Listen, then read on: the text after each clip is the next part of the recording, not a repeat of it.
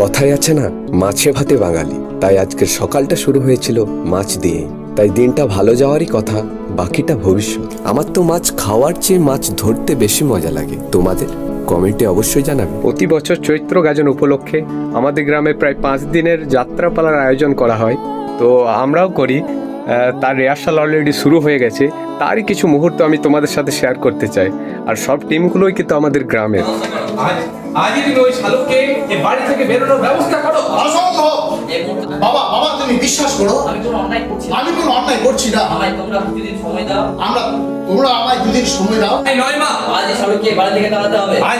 আজ ওই শালুককে বাড়ি থেকে তাড়াতে হবে। নইলে আমি আজই বাড়ি ছেড়ে নাহলে আমি এই বাড়ি থেকে আজ এখান থেকে চলে যাব। মেঘলা, মেঘলা, শুধু বৌমা সন্ধ্যা, শুধু বৌমা নয়, শুধু বৌমা নয়, তুই যদি তোর সিদ্ধান্তে অনড় থাকিস, তুই যদি তোর সিদ্ধান্ত অবর থাকিস। এটা তিনজনেই জিনিসটা দেবে মেঘলা।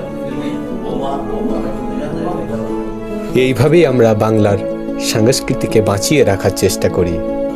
কখনো যাত্রা, নাটক বা কখনো গান। ভালো থাকবে। আবার দেখা হবে কোনো নতুন গল্পে।